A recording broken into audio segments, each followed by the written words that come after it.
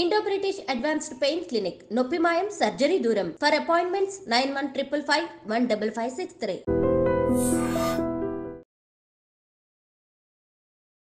Welcome to iDream. It's me అనుషోకమల్. ఇవాళ మన guest VCS IT solution CEO and founder Shivakrishna గారు ఉన్నారు. వారితో మాట్లాడదాం. నమస్తే సార్. నమస్తే మేడం. సో ప్రధానంగా మీ దగ్గర ఎలాగో ఐటీ కోర్సెస్ ఉంటాయి కాబట్టి ప్రజెంట్ ట్రెండింగ్ కోర్సెస్ ఏవి, బాగా ఫ్యూచర్ మంచిగా ఉండేవి అంటే ఏం చెప్తారు? ఓకే, ఇక్కడ 2 థింగ్స్ అండి. ఫ్రెషర్ లెవెల్లో కొన్ని కోర్సెస్ ఉంటాయి, ఓకే, అలాగే ఎక్స్పీరియన్స్ లెవెల్లో కొన్ని కోర్సెస్ ఉంటాయి. అంటే అప్గ్రేడ్ అవ్వడానికి. ఓకే, ఫస్ట్ మనం ఫ్రెషర్స్ గురించి మాట్లాడదాం. ఎవరైతే ఫ్రెషర్స్ అంటే బీటెక్ గ్రాడ్యుయేషన్ కంప్లీట్ చేసుకొని ఎవరైతే జాబ్ సర్చింగ్లో ఉన్నారో, లేదంటే ఫైనల్ ఇయర్ స్టూడెంట్స్ ఎవరైతే ఉన్నారో వీళ్ళని మనం ఫ్రెషర్స్ అంటాం. ఈ ఫ్రెషర్స్కి మార్కెట్ ఫ్యూచర్ దేని మీద డిపెండ్ అయి ఉంటుంది అంటే, ఫ్రెషర్గా ఒక జాబ్ రావాలంటే ఫస్ట్ కెరీర్ ఆప్షన్ డెవలపర్గా వెళ్ళాలి. ఒక డెవలపర్గా వెళ్ళాలి అంటే ఏదో ఒక ప్రోగ్రామింగ్ లాంగ్వేజ్ అయితే పర్ఫెక్ట్గా ఉండాలి. ఓకే, అది పైథాన్ నేర్చుకుంటారా, జావా నేర్చుకుంటారా, లేకపోతే వేరే లాంగ్వేజ్ ఇంకేదైనా నేర్చుకుంటారా అనేది వాళ్ళ ఇష్టం. కాకపోతే మా సజెషన్ ఏంటి అంటే, ఎవరైతే నాన్ ఐటీ బ్యాక్గ్రౌండ్ నుంచి వస్తున్నారో, అంటే మెకానికల్, సివిల్ ఈ బ్యాక్గ్రౌండ్, లేదంటే డిగ్రీ బ్యాక్గ్రౌండ్ నుంచి వస్తున్నారో వాళ్ళకి అక్కడ కోడింగ్ స్కిల్స్ తక్కువ ఉంటాయి. కాబట్టి కోడింగ్ తక్కువ ఉండాలి అంటే పైథాన్ సెలెక్ట్ చేసుకోవడం బెస్ట్. ఓకే, లేదు ఆల్రెడీ వాళ్ళు సిఎస్ ఐటీ అయితే జావా నేర్చుకోవడం బెటర్. లేదు సార్ నేను జావా నేర్చుకున్న కోడింగ్ రాదు అనుకుంటే సెకండ్ ఆప్షన్ పైథాన్కి వెళ్ళొచ్చు. ఓకే, పైథాన్లో ఏంటంటే మనకి కోడింగ్ తక్కువ ఉంటుంది. అలాగే ఇప్పుడు పైథాన్ నేర్చుకుంటే మనకి ఫ్యూచర్లో కూడా ఆపర్చునిటీస్ ఎక్కువ ఉంటాయి.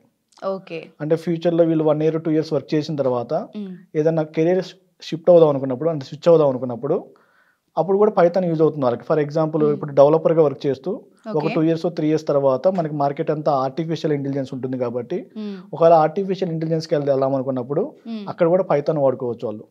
అంటే ఆర్టిఫిషియల్ ఇంటెలిజెన్స్లో మనకి మిషన్ లెర్నింగ్ అల్గారిథమ్స్ కానీ, NLP natural language processing algorithms కానీ, కంప్యూటర్ విజన్ ఇలాంటి అల్గారిథమ్స్ అన్నింటినీ ఇంప్లిమెంట్ చేయాలి అంటే ఒక కోడింగ్ లాంగ్వేజ్ కావాలి. అక్కడ మనం పైథాన్ వాడుకోవచ్చు. అలాగే డేటా సైన్స్కి వెళ్దాం అనుకున్నా వీళ్ళకి పైథాన్ యూజ్ అవుతుంది. లేదు డేటా అనలిటిక్స్కి వెళ్దాం అనుకున్నా, లేదు డెవాప్స్కి వెళ్దాం అనుకున్నా, లేదంటే సైబర్ సెక్యూరిటీ అంటే ఫ్యూచర్ మొత్తం ఇవే ఉంటాయి. సైబర్ సెక్యూరిటీ ఉంటుంది, తర్వాత ఐఓటీ ఉంటుంది, ఇంటర్నెట్ ఆఫ్ థింగ్స్. వీటి సైడ్ వెళ్దాం అనుకుంటే వాళ్ళకి పైథాన్ యూజ్ అవుతుంది. కాబట్టి ఫస్ట్ ఆప్షన్ ఏంటి అంటే, యాజ్ ఏ డెవలపర్గా వెళ్ళాలనుకున్నప్పుడు ఫ్రెషర్స్ పైథాన్ లాంగ్వేజ్ నేర్చుకోవాలి.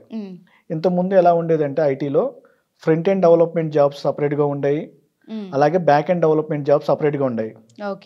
మనకి కరోనా వచ్చిన తర్వాత ఈ కంపెనీస్ అన్ని ఎన్విరాన్మెంట్ చేంజ్ చేసుకున్నాయి. అంటే ఒక డెవలపర్ని తీసుకొని వాడిని ఫ్రంట్ ఎండ్ బ్యాక్ ఎండ్ రెండింటిలో వాడుకుంటున్నారు. దీన్ని మనం ఏమంటాం ఫుల్ స్టాక్ డెవలప్మెంట్ అంటాం. అంటే ఫ్రెషర్గా జాబ్ రావాలి అంటే ఫస్ట్ ఫుల్ స్టాక్ డెవలప్మెంట్ నేర్చుకోవాలి. ఆ ఫుల్ స్టాక్ డెవలప్మెంట్ అనేవి చాలా ఉన్నాయి. అందులో అది వాళ్ళ ఇష్టం, ఏదైనా సెలెక్ట్ చేసుకోవచ్చు. తర్వాత కోడింగ్ లేకుండా జాబ్ రావాలి, కోడింగ్ తక్కువ ఉండాలనుకున్నప్పుడు టెస్టింగ్ సైడ్ వెళ్ళాలి. అంటే అప్లికేషన్ బిల్డ్ చేసిన తర్వాత మార్కెట్లోకి రిలీజ్ చేసేటప్పుడు దాన్ని టెస్ట్ చేస్తాం.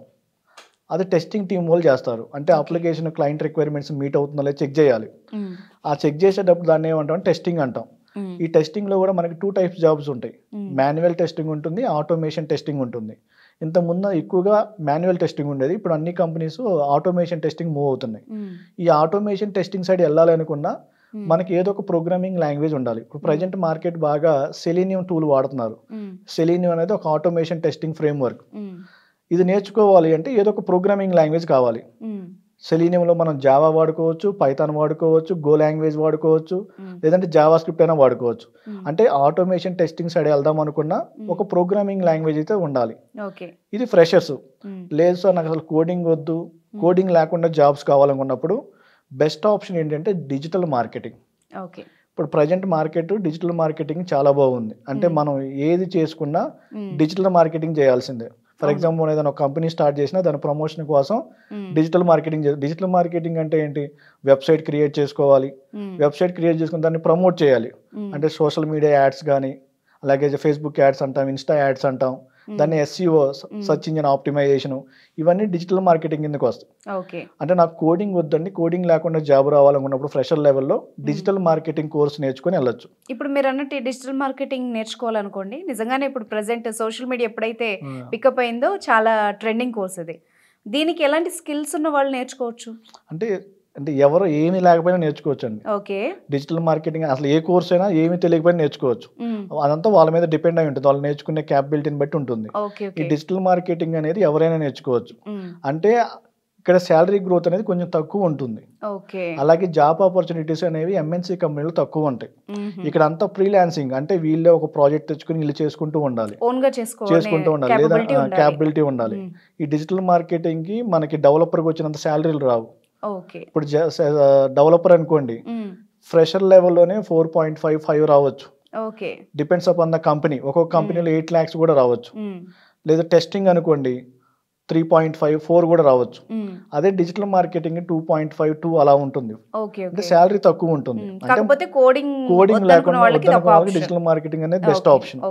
అలా కాదండి, అసలు నాకు కోడింగ్ వద్దు, అసలు ఈ డిజిటల్ మార్కెటింగ్ కూడా నేను వద్దనుకున్నప్పుడు మనకి మార్కెటింగ్ లో ఏఆర్ కాలింగ్ అని ఉంటుంది. ఏఆర్ కాలింగ్ అంటాం, మెడికల్ బిల్లింగ్ అంటాం, ఈ జాబ్స్ ఉంటాయి. ఈ మెడికల్ బిల్లింగ్ లో ఏంటంటే ఆల్రెడీ వాళ్ళ దగ్గర కొంచెం డేటా ఉంటుంది, అంటే డేటా ఎంట్రీ జాబ్స్ అంటాం. ఈ జాబ్స్ ట్రై చేసుకోవాలి. కాకపోతే ఇక్కడ ప్యాకేజెస్ అనేవి చాలా తక్కువ ఉంటాయి, 2 కూడా ఉండవు. ఇప్పుడు మీరు అన్నట్టు అసలు ఇవేవి కాదు, హైయెస్ట్ ప్యాకేజ్ ఉన్న జాబ్సే కావాలి అనుకుంటే గనక వాళ్ళు ఎలాంటి కోర్సెస్ చేస్తే బాగుంటుంది? ఓకే, ఫ్రెషర్ లెవెల్లో కూడా నాకు హైయెస్ట్ ప్యాకేజ్ అంటే 8 lakhs అలా రావాలనుకున్నప్పుడు ప్రజెంట్ మార్కెట్ బాగా ట్రెండింగ్ ఏంటి అంటే ఏఐఎంఎల్ అంటాం, artificial intelligence and machine learning అంటాం. ఈ కోర్స్ నేర్చుకుంటే ఫ్రెషర్ లెవెల్లో కూడా హై ప్యాకేజెస్ వస్తాయి. జనరల్గా ప్యాకేజెస్ అనేది మన ఎక్స్పీరియన్స్ మీద మాత్రమే డిపెండ్ అయి ఉంటుంది జనరల్ సినారియోలో.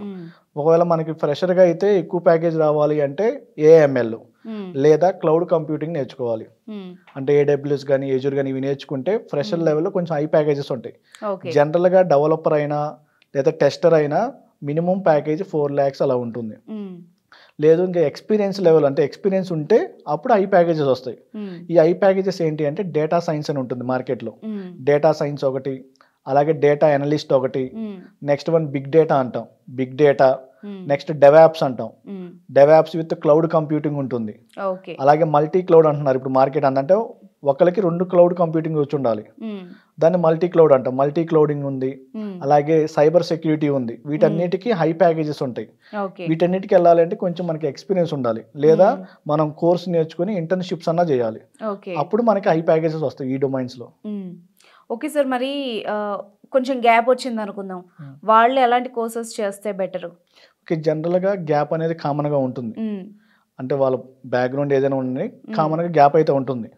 ఈ గ్యాప్ని ఫిల్అప్ చేయాలి అనేసి సాఫ్ట్వేర్లో మళ్ళీ మనం రీస్టార్ట్ చేయాలనుకోండి కెరియర్ని, సక్సెస్ఫుల్గా మనం రీలాంచ్ అవ్వాలనుకున్నప్పుడు వాళ్ళకి 3 things ఉండాలి. ఫస్ట్ రైట్ కోర్స్ సెలెక్ట్ చేసుకోవాలి, అంటే ప్రజెంట్ మార్కెట్లో ఏ కోర్స్ డిమాండింగ్ ఉంది. తర్వాత ఆ కోర్స్కి మనం సూటబుల్లా కాదా. ఫర్ ఎగ్జాంపుల్ నాకు అసలు ఐటీ బ్యాక్గ్రౌండ్ ఏమీ లేదు, నేను డైరెక్ట్గా ఫుల్ స్టాక్ డెవలప్మెంట్కి వెళ్తా అంటే కుదరదు. తర్వాత నాకు డిజిటల్ అసలు కోడింగ్ ఏమి లేదు, నేను ఏఐకి వెళ్తానంటే కుదరదు. అంటే మనం ఏ కోర్స్కి వెళ్తున్నామో దాన్ని డిసైడ్ చేసిన తర్వాత దానికి మనం ఎలిజిబుల్ కదా చెక్ చేసుకుంటే కొంచెం ఈజీగా ఉంటుంది. కెరియర్ గ్యాప్ ఉన్నా కానీ కొంచెం ఈజీగా జాబ్ తెచ్చుకోవడానికి ఆప్షన్స్ ఉంటాయి. తర్వాత రైట్ మెంటర్ని సెలెక్ట్ చేసుకోవాలి, అంటే మనం ఆ కోర్సు ఎక్కడ నేర్చుకుంటున్నాం, అక్కడ సక్సెస్ రేట్ ఎలా ఉంది, ఇవన్నీ చెక్ చేసుకొని జాయిన్ అవ్వాలి. బ్లైండ్గా ఇక్కడ చెప్తున్నారు ఇక్కడ జాయిన్ అయితే అంటే కుదరదు. ఇది కెరియర్ గ్యాప్ ఉన్న వాళ్ళు.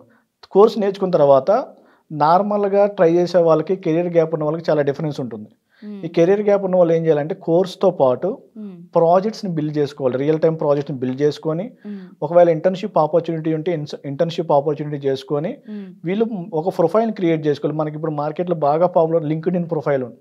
లింక్డ్ఇన్లో ఒక ప్రొఫైల్ క్రియేట్ చేసుకొని వీళ్ళంతటి వీళ్ళు పాపులర్ బాగా సెర్చ్ చేసుకోవాలి. అదే ఫ్రెషర్స్కి అనుకోండి, కెరీర్ గ్యాప్ లేదనుకోండి, వీళ్ళకి ఆఫ్ క్యాంపస్లో ఎక్కడో చోట ప్లేస్మెంట్ జరుగుతూ ఉంటాయి ఫ్రెషర్స్కి, వీళ్ళు వెళ్ళిపోవచ్చు. అదే కెరీర్ గ్యాప్ ఉన్న వాళ్ళు అయితే కొంచెం కష్టంగా ఉంటుంది. ఈ కెరీర్ గ్యాప్ ఉన్న వాళ్ళు కూడా కొంతమంది ఫేక్ ఎక్స్పీరియన్స్ పెట్టి ట్రై చేస్తూ ఉంటారు. ఫేక్ ఎక్స్పీరియన్స్ పెట్టి ట్రై చేసినప్పుడు ఇక్కడ 2 things ఉంటాయి. వాళ్ళు ఒకవేళ ఏదైనా నాన్ ఐటీలో జాబ్ చేశారనుకోండి, అక్కడ వాళ్ళకి పిఎఫ్ అకౌంట్ క్రియేట్ అవుతుంది. మళ్ళీ వీళ్ళు ఫేక్ ఎక్స్పీరియన్స్ పెట్టి ఇంకొక పిఎఫ్ అకౌంట్ క్రియేట్ చేసినప్పుడు ప్రాబ్లం అవుతుంది. పిఎఫ్ కూడా మళ్ళీ ఓవర్ ల్యాపింగ్ ఉండకూడదు. ఓవర్ ల్యాపింగ్ అంటే ఏంటి అంటే మనం ఒక కంపెనీలో జాబ్ చేస్తున్నప్పుడు మనకి లాస్ట్ ఎండింగ్ డేటు 31st వరకు 30 వరకు ఉందనుకోండి, మనం ఇక్కడ 30 వరకు ఉండకుండా వేరే కంపెనీలో మళ్ళీ 28లోనో 29లో జాయిన్ అవ్వనుకోండి, అక్కడ పిఎఫ్కి 30 వరకు టైం ఉంటుంది, కానీ ఇక్కడ మళ్ళీ సెకండ్ పిఎఫ్ 28లోనే క్రియేట్ అవుతుంది. ఓకే. అలా ఓవర్ ల్యాప్ ఉన్నా చాలా కష్టం. కెరియర్ గ్యాప్ ఉన్న వాళ్ళు కొంచెం జాగ్రత్తగా ఉంటే కెరియర్ గ్యాప్ ఉన్న వాళ్ళు కూడా ఈజీగా జాబ్ తెచ్చుకోవచ్చు. సో చాలా మంది కూడా జావా పైథాన్ అంటే క్రేజ్ ఉంటుంది. ఎందుకు దానివల్ల బెనిఫిట్స్ ఏముంటాయి? అంటే ఏంటి అంటే మనకి ఐటీలో జాబ్ రావాలి అంటే ఒక ప్రోగ్రామింగ్ లాంగ్వేజ్ పర్ఫెక్ట్గా ఉండాలి. అది మనం ఏఐకి వెళ్ళినా, లేకపోతే డేటా సైన్స్కి వెళ్ళినా, డేటా అనలిటిక్స్కి వెళ్ళినా, లేదంటే డెవాప్స్కి వెళ్ళినా, క్లౌడ్ కంప్యూటింగ్ వెళ్ళినా, ఎక్కడికి వెళ్దాం అనుకున్నా మనకు ఒక కంప్యూటర్ ప్రోగ్రామింగ్ లాంగ్వేజ్ తెలిసి ఉండాలి. ఇంతకుముందు 5 years 7 years బ్యాక్ ఎక్కువగా సి లాంగ్వేజ్ నేర్చుకునే వాళ్ళు అందరూ. ఇప్పుడు ఏంటి అంటే పైథాన్ కానీ జావా కానీ నేర్చుకోవాలి. ఈ పైథాన్ కానీ జావా కానీ ఎందుకు నేర్చుకుంటున్నాము అంటే ఇవి ఊప్స్ బేస్డ్ ప్రోగ్రామింగ్ లాంగ్వేజెస్. ఎక్కువగా అప్లికేషన్స్ అంతా ఊప్స్ బేస్ చేసుకుని డెవలప్ చేస్తున్నారు కాబట్టి ఈ 2 లాంగ్వేజ్లో ఏదో ఒక లాంగ్వేజ్ పర్ఫెక్ట్ అయి ఉండాలి. అందుకని ఈ రెండింటికి కొంచెం క్రేజ్ ఎక్కువ ఉంది. కానీ పైథాన్ అనేది జావా కంటే ముందున్న లాంగ్వేజ్. కానీ మన మార్కెట్లో అంటే మన ఇండియా మార్కెట్లో లాస్ట్ 7 years నుంచి బాగా పాపులర్ అవుతుంది. అంత ముందంతా మార్కెట్ అంతా జావా జావా జావా ఉండేది. ఇప్పుడు చిన్నగా స్లోగా చేంజ్ అవుతుంది. కానీ అబ్రాడ్ మార్కెట్లో పైథాన్కి ఉన్నంత డిమాండ్ ఇంకే లాంగ్వేజ్కి లేదు. అబ్రాడ్ మార్కెట్లో కిడ్స్ లెవెల్లోనే పైథాన్ అనేది ఒక సబ్జెక్ట్. మనం కేంబ్రిడ్జ్ యూనివర్సిటీ తీసుకుంటే 5th standardలోనే వాళ్ళకి పైథాన్ ఉంటుంది. వాళ్ళు 8th standardకి వెళ్ళే లోపు వాళ్ళు సర్టిఫికేషన్ చేయాలి పైథాన్ మీద. ఏంటి సార్ మళ్ళీ దానివల్ల వాళ్ళకి ఏం యూజ్ ఉంటుంది? యూజ్ అంటే ఫ్యూచర్ అంతా ఏఐ ఉంటుంది. ఏఐకి వెళ్ళాలంటే పైథాన్ రావాలి. సో ముందు నుంచి వాళ్ళకు ఉంటుంది. అంటే ఏఐకి అయినా, డేటా సైన్స్ అయినా, డేటా అనలిటిక్స్ అయినా, సైబర్ సెక్యూరిటీ అయినా, ఐఓటీ అయినా పైథాన్ వాడతాం. అందుకనే వాళ్ళకి స్కూల్ లెవెల్ నుంచి ఒక ప్రోగ్రామింగ్ లాంగ్వేజ్ అయితే ఉంటుంది. అందుకనే సిబిఎస్ఈలో కూడా లాస్ట్ 2 years నుంచి పైథాన్ ఇంట్రడ్యూస్ చేశారు. మనకి సిబిఎస్ఈలో కూడా 8th standardలో పైథాన్ ఉంటుంది. 8th 9th standard 10th వచ్చేసరికి డేటా సైన్స్ కాన్సెప్ట్స్ యాడ్ చేశారు.